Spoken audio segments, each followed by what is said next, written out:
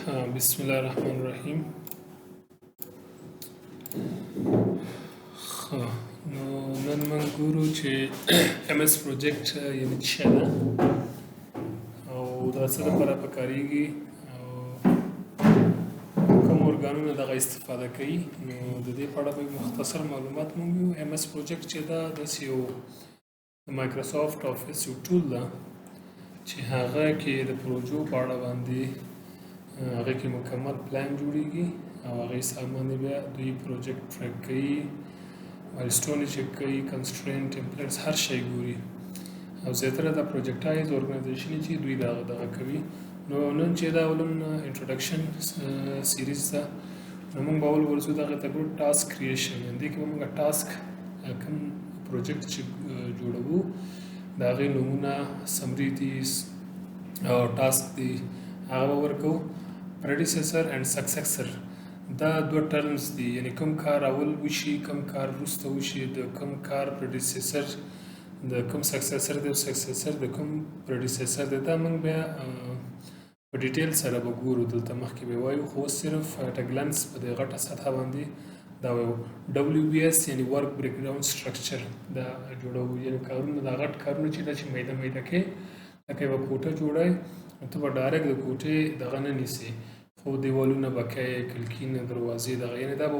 ورکوټې دغه کې سیکونس وایز به کې. کلنډر به جوړی دی کې یعنې خپل په حساب باندې به کلنډر ترتیبوي، کریټیکل ټاسک به معلوموي، مایلسټون چې څومره مایلسټون یې غواړي دی، کوم ټاسک نه پس مایلسټون دی، سلیکس دی، ټاسک کنسټرینټ څه دي، ټمپلیټس ټایم لاین څه دي، دا ټول به موږ ویو. نو ریسورسز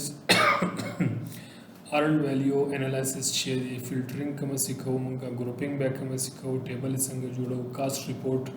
چې چاته ورکوي د پروژې په اړه باندې څنګه ریسورس ریپورټ به ورکوو، دغه جوړولو طریقه به زده کوو، سکیجولینګ، ګینټ چارټ لکه څنګه چې بیا به مخکې موږ وګورو ام اس پروجیکټ کې چې دغه کوم چې ډیټا ده دا به ګرافیکل ډیزاین کې موږ ته راښیي. کریټیکل پاث څه دی، هغې نه بعد لکه مخکې چې موږ پریډیسیسر وویلې دا د هغې څلور قسمه دي، یعنې فینش ټو سټارټ، یو کار ختمیږي اوس لکه دیوال به ختمیږي نو بیا به تاسې هغې نه بعد دروازې ږدئ یا کلکین به ږدئ،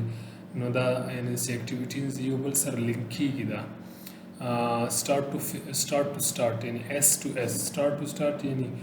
عین زمان کې موږ وغواړو چې موږ هم دیوال جوړ کړو هم سره کلکین نصب کړو،